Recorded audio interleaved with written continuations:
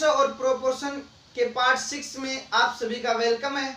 आज अपन question number 49 से शुरुआत करते हैं अपन। तो क्वेश्चन नंबर 49 देखिए क्या कहता है।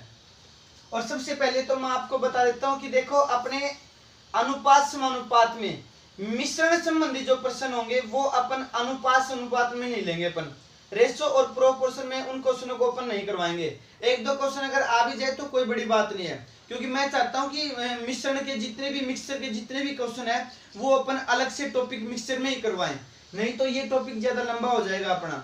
पहले अनुपात समानुपात, रेशो, प्रोपोर्शन, फिर मिक्सचर, मिश्रण और फिर पार्टनरशिप साझा, ये तीनों टॉपिक कंप्लीट होते ही आपका अनुपात संबंधित कोई भी क्वेश्चन होगा वो बचेगा नहीं आपका। तो सबसे पहले देखिए आप क्वेश्चन नंबर 49, 3m-2, 2m-3 का ट्रिप्लिकेट रेशो 125:27 है। तो m का मान क्या होगा, यहाँ m की वैल्यू फाइंड करनी है अपने को। तो देखिए सबसे पहले मैंने लिख लिया 3m-2 अपॉन 2m-3। अगर मैं इन दोनों का ट्रिप्लिकेट रेशो निकालना चाहूंगा तो आप कहोगे कि सर इनकी क्यूब कर दो। बिल्कुल सही बात है भाई, मैं अगर इन दोनों की क्यूब कर दूंगा तो मेरे पास इनका ट्रिप्लिकेट रेशो आ जाएगा। और इसका रेशो कितना दे रखा है, 125:27, ये इस क्वेश्चन में बोल रखा है। तो ये 3 पावर अगर मैं इस तरफ लेके आऊंगा 3m-2 अपॉन 2m-3, ये 3 इधर जाएगा तो ये बन जाएगा 5 की पावर 3 और ये 3 की पावर 3। तो ये पावर हट जाएंगे क्योंकि ये घन से इधर घनमूल बन जाएगा अपने पास ये। अब मैं इनकी वजन गुणा कर लेता हूं, 5 से गुणा करेंगे तो अपने पास 5 दूनी 10m, 5 तिये 15 इज इक्वल टू 3 तिया 9m, 3 दूनी 6, 9m इधर आ गया, 15 उस तरफ चला गया, तो m की वैल्यू कितनी आ गई मेरे पास, 9। और अपने से पूछा क्या था, m की वैल्यू ही अपने से पूछी थी और m की वैल्यू कितनी आ गई मेरे पास, 9। अब अपना नेक्स्ट क्वेश्चन 50-50।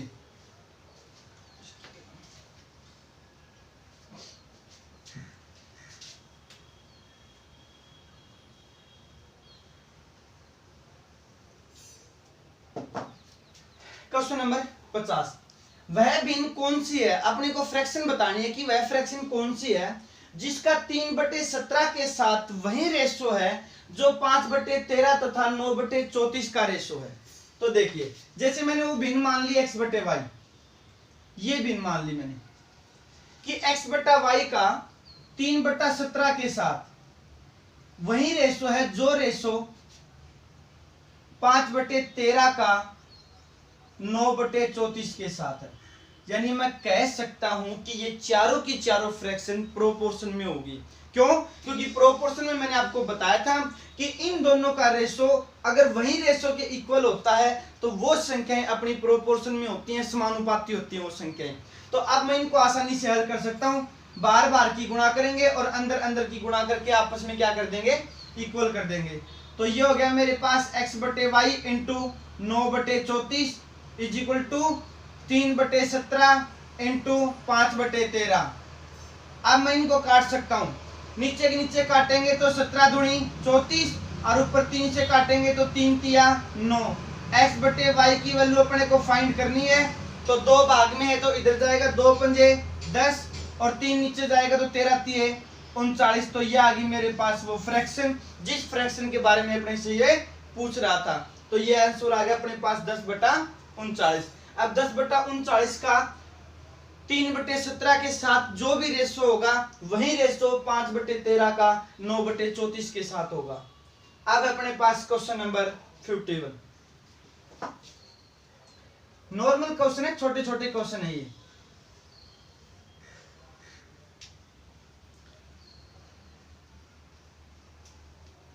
देखिए दो संख्याओं का एवरेज 56 दे रखा अपने को, 2 नंबर है अपने पास, उनका एवरेज कितना है, 56।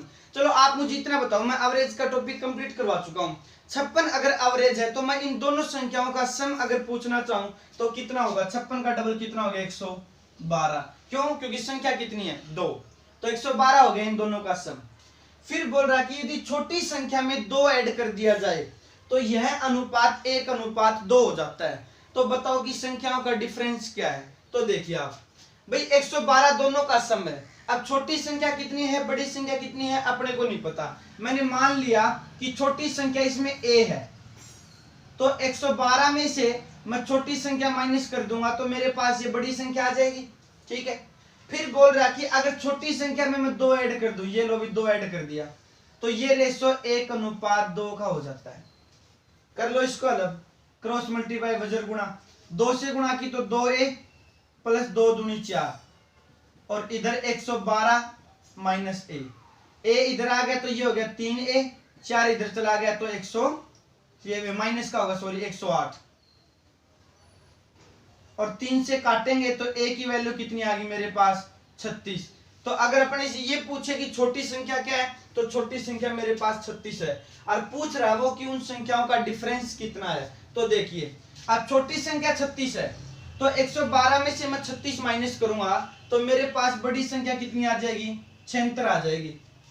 ठीक है, तो इन दोनों का डिफरेंस पूछ रहा है, तो इन दोनों का डिफरेंस देख लो आप कितना है, 40। ये इस क्वेश्चन का आंसर है।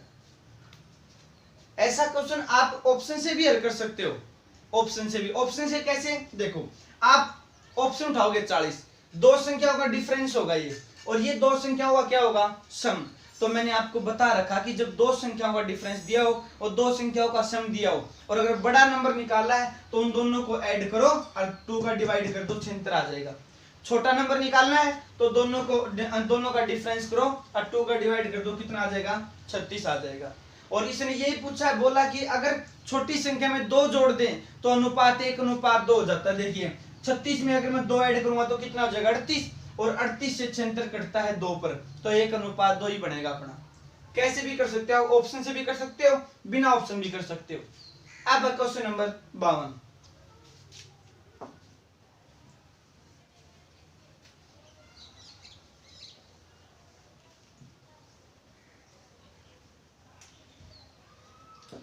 देखिए क्वेश्चन नंबर 52, PQR में 1926 रुपए 1/5 अनुपात 1/6 अनुपात 1/7 के अनुपात में बांटने की बजाय गलती से 5:6:7 में डिवाइड कर दिए। तो पूछ रहा है कि आर को कितने रुपए का प्रॉफिट या लॉस हुआ, अपने से पूछ रहा है।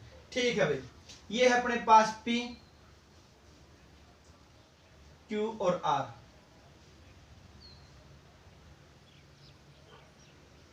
इनको 2 बार लिख, चलो एक ही बार लिख लेते हैं भाई। 1926 रुपए बांटने हैं, 1/5 1/6 1/7। तो पहले तो मैं ये पता करूंगा कि अगर मैं 1926 रुपए इस रेशो में बांटना चाहूं तो किस बंदे को कितने कितने रुपए मिलते हैं। तो पहले ये रेशो जो दिया है ये फ्रैक्शन में दिया है, तो मैं इसको सिंगल लाइन में लेके आऊंगा, और सिंगल लाइन में लाने के लिए मैंने आपको तरकीब बता रखी है। चाहे तो इनका एलसीएम लेकर उसकी गुणा कर दो तीनों से, या फिर ऊपर सबके एक एक है तो आप पहले को छुपा लो, बाकी गुणा कर दो। 7 6 42, पी की वैल्यू 42 अनुपात, क्योंकि निकालनी तो 1/6 को छुपा लो, गुणा कर दो 7 5 35, और आर की निकालनी है तो 1/7 को छोड़ दो, 6 × 5 30। तो मैं कह सकता हूं कि PQR में 1926 रुपए 42:35 में बटने चाहिए। तो इनका सम करो, डिवाइड करो भाई। 42 और 35 कितना हो गया अपने पास, ये 77, और 30 107।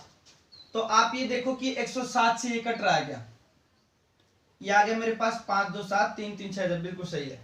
107 से कट रहा गया, 107 से 1 पर कट गया तो ये बच गया मेरे पास 85, और 8 पर, जी हाँ बिल्कुल 18 पर कट गया, ये पूरा का पूरा 18 पर। 18 की तीनों से मल्टीपल कर दो, 18 3 54 540, 18 5 90, 9 18 3 54 और 9 63, और 18 36 3 18 4 72 और 3 75। यानी मैं कह सकता हूं कि 1926 रुपए अगर इस रेशो में आप डिवाइड करना चाहोगे तो P को तो मिलेंगे 756 रुपए, Q को मिलेंगे 630 रुपए, और R को मिलेंगे 540 रुपए। लेकिन उन्होंने गलती से क्या किया, इनको 5:6:7 में डिवाइड कर दिया। ठीक है भाई, एक बार डिवाइड करके देख लो, रेशो में बांट लो इनको और देख लो कि किसको कितना रुपया मिलता है। तो इनका सम करो, 7 और 6 13 13 और 5 18, 18 से अगर मैं इसमें डिवाइड करता हूं तो 107 पर कटेगा। क्यों? 107 से काटा तो 18 पर कटा था, और 18 से काटेंगे तो 107 पर कटेगा, और 107 की गुणा करेंगे तो ये हो जाएगा 749। और यहाँ इनकी गुणा करने की जरूरत भी नहीं है अपने को। क्यों? क्योंकि इसने पूछा क्या कि आर को कितने रुपए का लाभ या हानि हुई। तो देखो पी और क्यू की न तो यहाँ गुणा करने की जरूरत अपने को, और न यहाँ गुणा करने की जरूरत, क्योंकि अपने को जो संबंध बताना है वो सिर्फ और सिर्फ आर में ही बताना है। अगर आप करना भी चाहो तो कर भी सकते हो। 107 की गुणा करेंगे तो 642, और 5 की करेंगे तो 535। पर मैं तो यही कहूंगा कि जो उसने पूछा है सिर्फ उसी पर ध्यान रखो, बाकी में अपना टाइम वेस्ट मत करो। अब मैं बोल सकता हूं कि आर को 540 रुपए मिलने चाहिए थे, जबकि मिले कितने? 749। कितने रुपए का फायदा हुआ इसको? 9, 0 और 2। तो मैं कह सकता हूं कि आर को 209 रुपए का प्रॉफिट हुआ है। अब है नेक्स्ट क्वेश्चन 53।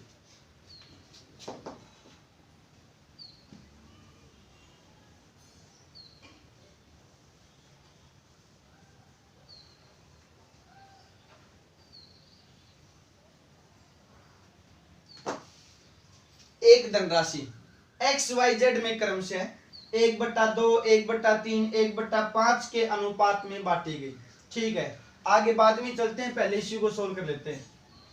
X, Y और Z ये फ्रैक्शन में दे रखा है, रेशो अपन सिंगल लाइन में लेके आएंगे। तो X की वैल्यू निकालनी है तो पहले वालों को इग्नोर कर दो आप, बाकी का गुणा करो। 5 3 15। y की निकालनी है तो y वाले को छुपा लो, बाकी की गुणा कर दो। 5 दूनी 10। z की निकालनी है तो 3 दूनी 6। तो मैं कह सकता हूं कि x और y z को जो धन वितरित करना है, बांटना है, वो 15:10:6 में डिवाइड करना अपने को। फिर उसके बाद क्या कहता है कि x तथा z को y से 666 रुपए अधिक मिले। तो यहां देखो आप, x और z को कितने रुपए मिले भाई? 21। 15 और 6 21। और y को कितने मिले? 10। तो यहाँ x और z को y से कितने रुपए ज्यादा मिले? 11। कितने रुपए ज्यादा मिले? 11। लेकिन यहाँ बोल रहा है कि कितने रुपए ज्यादा? 660। तो 11 यूनिट की वैल्यू कितनी है? 660 रुपए। तो 1 यूनिट की वैल्यू कितनी होगी? 60 रुपए। 1 यूनिट की वैल्यू मेरे पास आ गई 60। वो पूछ रहा कि कुल धनराशि कितनी है, तो आप तीनों का सम कर दो। 15 और 10 25, 25 और 10 31। अगर 1 यूनिट की वैल्यू 60 है तो 31 यूनिट की वैल्यू कितनी होगी? तो ये आ गया मेरे पास 6 3 18। तो अपने पास जो टोटल अमाउंट है, टोटल धनराशि है, वो है 1860 रुपए। क्योंकि आप देखो जानते हो भाई तीनों का जो टोटल सम है वो 31 है, और यहाँ x और z का जो धन है वो 21 रुपए है, और y का कितना है? 10 रुपए। तो x और z का y से 11 रुपए ज्यादा है। अगर 11 रुपए ज्यादा है तो टोटल अमाउंट 31 रुपए है, लेकिन क्वेश्चन में 660 रुपए बोल रहा है। तो ये काटेंगे तो 60 गुणा 31 कितना आएगा? 1860 रुपए ही आएगा अपना। अब है नेक्स्ट क्वेश्चन पर चलते हैं।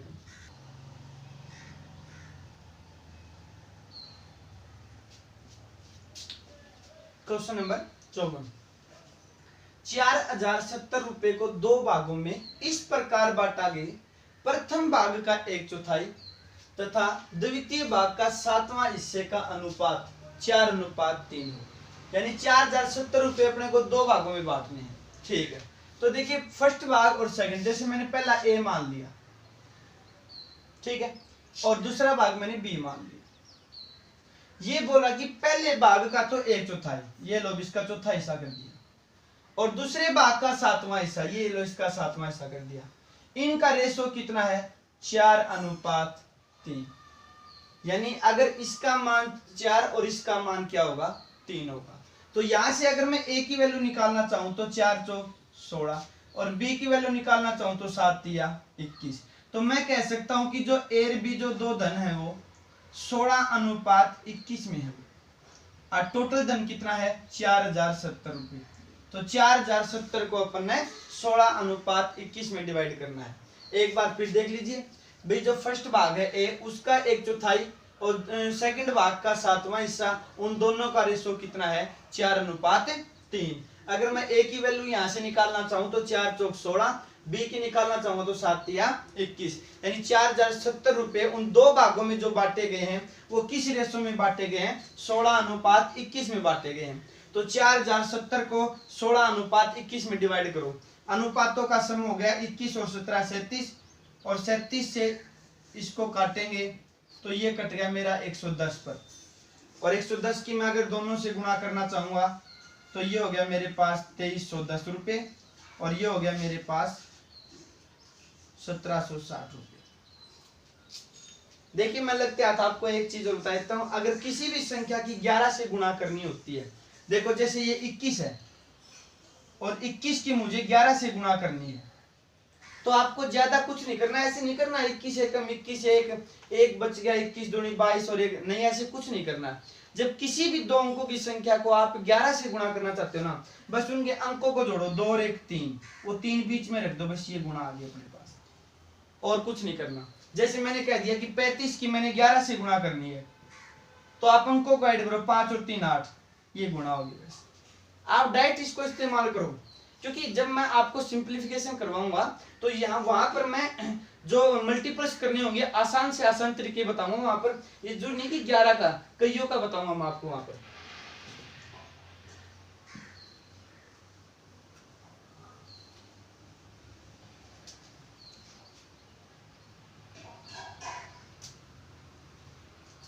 नेक्स्ट क्वेश्चन, 2390 रुपए को एबीसी में इस प्रकार बांटा गया कि ए को बी से 40 रुपए अधिक तथा बी को सी से 50 रुपए अधिक मिले, तब प्रत्येक का हिस्सा क्या होगा। देखिए ये मेरे पास ए हो गया, ये मेरे पास बी हो गया, और ये हो गया सी। ए को तो बी से 40 रुपए अधिक मिलने चाहिए, बी को सी से 50 रुपए अधिक मिलने चाहिए। मैं को सी को x रुपए मिले हैं, तो बी को कितने मिलेंगे x प्लस 50, क्योंकि 50 रुपए ज्यादा मिलने चाहिए। और ए को कितने मिलने चाहिए, बी से 40 रुपए ज्यादा, तो ए को मिलेंगे x प्लस 50 में 40 और ऐड कर दो 90, तो ये मिलेंगे अपने को ए को। तो इन तीनों का जो टोटल धन है वो कितना है अपने पास, 2390 रुपये है।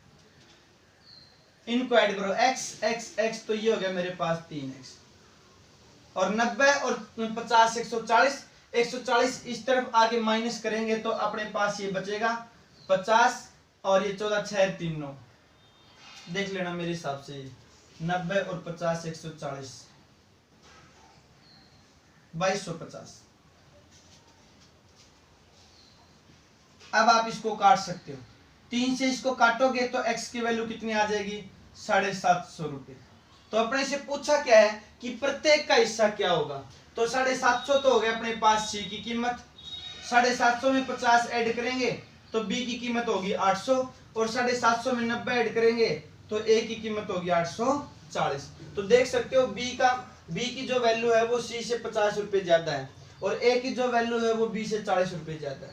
अब आप इसको थोड़ा सा दिमाग लगा के वैसे भी कर सकते हो, ये एक्स उक्स मानने की जरूरत नहीं है यहाँ पर अपने को।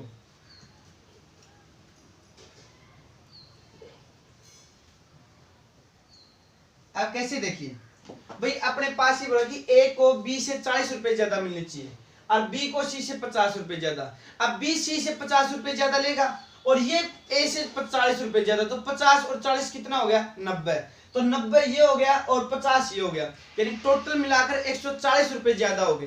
तो अगर मैं 2390 में से 140 रुपए माइनस कर देता हूं तो मेरे पास जो बाकी का धन बचेगा वो धन तीनों का सेम होगा, बराबर बराबर होगा।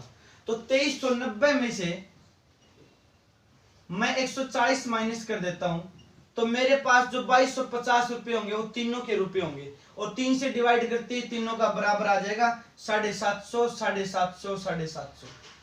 और इसको 50 रुपए ज्यादा मिलने चाहिए तो वो 50 रुपए अब ज्यादा दे दो, इसको इससे 40 रुपए ज्यादा मिलने चाहिए तो इसको अब 90 दे दो, तो प्रत्येक का हिस्सा अपने पास आ जाएगा। कैसे भी कर सकते हो आप, आपकी मर्जी है। अब है क्वेश्चन नंबर 56।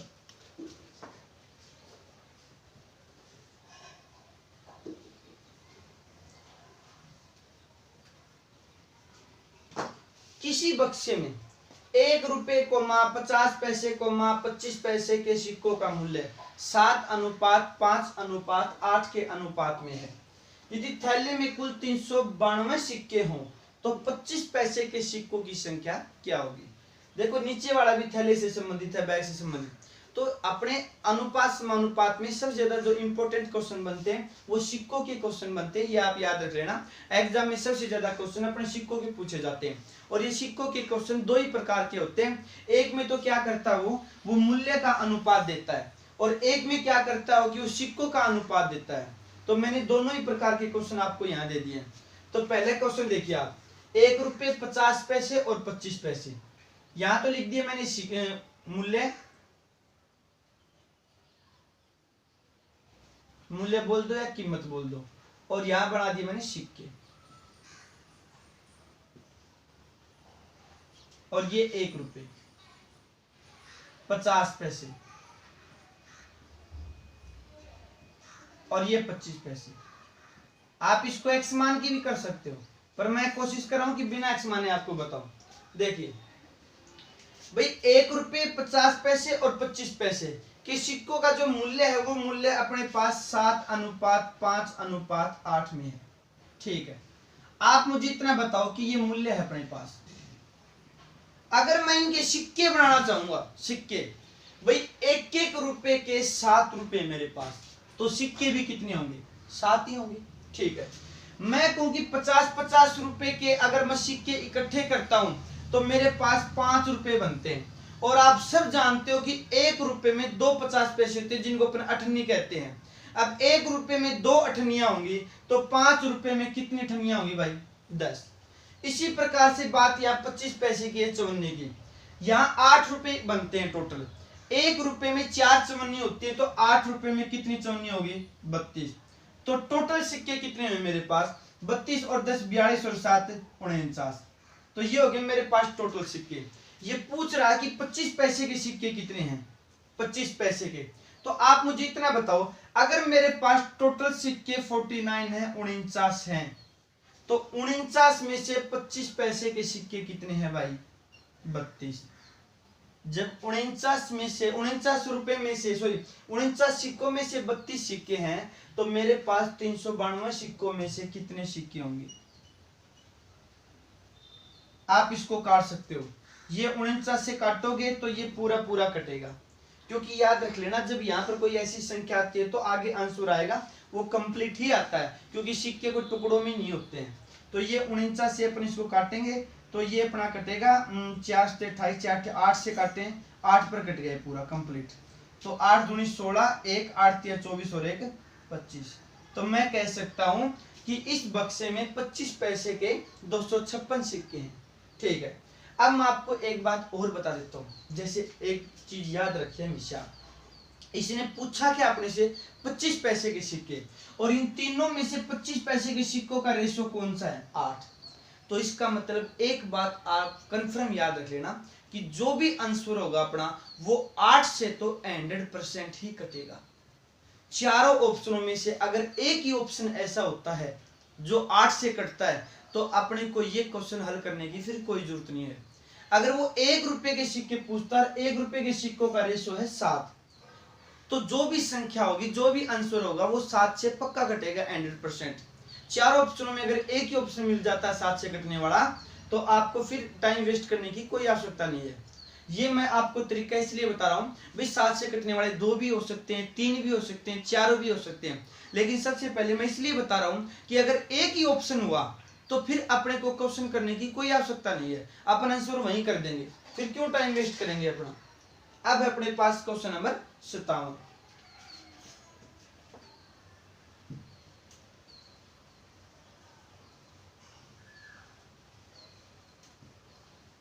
क्वेश्चन नंबर 57 कहता है कि एक बैग में 50 पैसे के सिक्कों की संख्या 1 रुपए के सिक्कों की संख्या का 4/5 तथा 20 पैसे के सिक्कों की संख्या का 8/25 है। यदि थैले में कुल 1520 रुपए हो तो 50 पैसे के सिक्कों की संख्या कितनी होगी? आप एक काम कीजिए, देखिए ये 4/5 है, ये 8/25 है। अगर इसको थोड़ा सा आसान बनाना है तो मैं क्या करूंगा, दोनों का बेस इक्वल कर दूंगा, बराबर कर दूंगा। बेस इक्वल कैसे होगा? ये नीचे 25 है, अगर मैं इसको भी 25 बनाना चाहूँ 5 को, तो किससे गुणा करना पड़ेगा? 5 की। तो 5 की मैं ऊपर भी गुणा करूंगा और नीचे भी गुणा करूंगा, तो 5 × 5 25 और 5 का 20। तो मैं इस 4/5 को 20/25 भी बोल सकता हूँ, क्योंकि काटेंगे तो 4/5 ही रहेगा। अब ये बोल रहा कि 50 पैसे के सिक्कों की जो संख्या है ना, वो सिक्कों की संख्या 1 रुपए के सिक्कों की संख्या का 20/25 है। अगर आप फिर भी ये बात नहीं समझते हैं ऐसे, तो कोई बात नहीं, आप इसको 4/5 ही रखिए। मैं आपको आसान से तरीके से बता देता हूँ। फिर अगर आप इस बात को भी नहीं समझते हैं तो मैं क्या करता हूँ, सबसे पहले मैं यहाँ 1 रुपए के सिक्के लिखता हूँ, फिर यहाँ लिखता हूँ 50 पैसे, और यहाँ लिखता हूँ मैं 20 पैसे।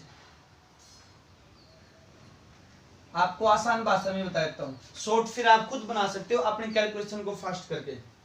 देखिए 50 पैसे के सिक्कों की संख्या 1 रुपए के सिक्कों की संख्या का 4/5 है। एक बात तो याद रख लेना, यहाँ पहले जिसका नाम आता है ना, पहले जिसका भी नाम आएगा तो पहले वाला अंक उसी का होता है, और बाद में जिसका नाम आएगा तो बाद वाला अंक उसी का होता है। तभी तो कहते हैं कि जो पहले आएगा वो पहले पाएगा, और जो बाद में आएगा वो बाद में पाएगा। तो अगर मैं कह सकता हूँ कि 50 पैसे के सिक्के अगर 4 हैं तो 1 रुपए के सिक्के कितने भाई, यहाँ पर 5 है। ठीक है, उसी प्रकार से देखिए फिर बोलता है कि 20 पैसे के सिक्कों की संख्या का 8/25 है। किसके? 50 पैसे सिक्के, यानी 50 पैसे के सिक्के अगर 8 हैं तो 20 पैसे के सिक्के कितने होंगे? 25। अगर 50 पैसे के 8 हैं तो 20 पैसे के कितने होंगे? 25। तो आप इसको अब हल कर सकते हो, यहाँ पड़ोसी संख्या भरेंगे तो 4 और यहाँ पड़ोसी संख्या भरेंगे तो 8। इनको काट सकते हो 4 से 4 से 4 दूनी 8, तो ये हो गया 5 दूनी 10, और यहाँ 8, और यहाँ कितना हो गया? 25। तो अब मैं कह सकता हूं कि अपने बैग में जो 1 रुपये 50 पैसे और 20 पैसे के जो सिक्के हैं, उन सिक्कों की संख्या 10:8:25 में है। ये मेरे पास सिक्के हैं यहाँ पर, लेकिन अपने को जो क्वेश्चन में दे रखा ना, वो सिक्के नहीं दे रखे, टोटल रुपए दे रखे हैं। जब रुपए दे रखे हैं तो मैं सिक्कों से रुपए बनाऊंगा, और सिक्कों से रुपए बनाएंगे तो कितने बनेंगे? आप देखो, कीमत बढ़ाएंगे, मूल्य। भाई 1-1 रुपए के कितने सिक्के हैं? 10। 10 सिक्के हैं तो रुपए भी कितने होंगे? 10। अब 50 पैसे के अठन्नी कितनी है? 8। जब 8 अठन्नी है तो रुपए कितने बनेंगे? 4। 20 पैसे के कितने सिक्के हैं? 25। अब आप जानते हो 20 यानी 5 बीसी मिलाकर 1 रुपया बनता है, तो 25 बीसी से कितने बनेंगे? 5 रुपए। तो टोटल मेरे पास कितने रुपए हुए? 5 और 4 9 और 10 19। यानी मैं बोल सकता हूं कि अगर बैग में मेरे पास 19 रुपए हैं टोटल, तो ये पूछ क्या रहा है? 50 पैसे के सिक्कों की संख्या। तो यहाँ 50 पैसे के सिक्कों की संख्या कितनी है? 8। अगर बैग में टोटल 19 रुपए बने हैं तो 50 पैसे के सिक्कों की संख्या 8 है, और 19 रुपए नहीं, बैग में टोटल रियल में 1520 रुपए दे रखे हैं। 19 से काटेंगे तो 80 पर, और 80 गुणा 8 कितना हुआ? 840। तो ये हो गया मेरे पास, मैं कह सकता हूं कि 50 पैसे के सिक्कों की संख्या 840 है। तो अब देखिए अपने पास ये है, अपने पास क्वेश्चन नंबर 57 कंप्लीट हो गया है। आप फिर से इसको देख सकते हैं, और अपने से यही पूछा था इसने कि 50 पैसे की सिक्कों की संख्या क्या होगी। तो देखिए आप, मैंने फिर उस तरीके से अब उसके ऊपर आ जाओ आप, कि मैंने जो आपको वहां पर बेस बराबर करने के लिए बताया था, तो वो तरीका और देख लो, फिर अपने को ये रामायण करने की जरूरत नहीं पड़ेगी। देखिए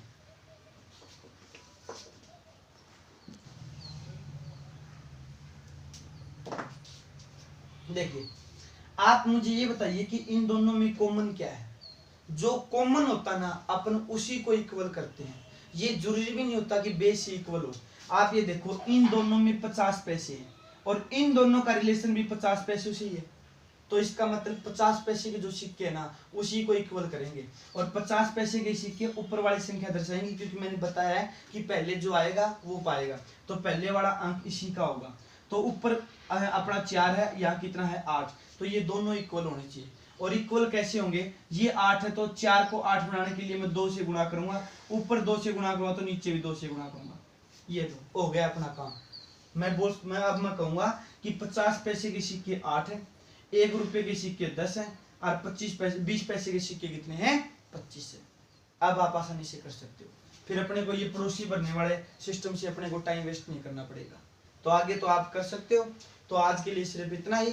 अब मिलते हैं नेक्स्ट वीडियो में, तब तक के लिए नमस्कार।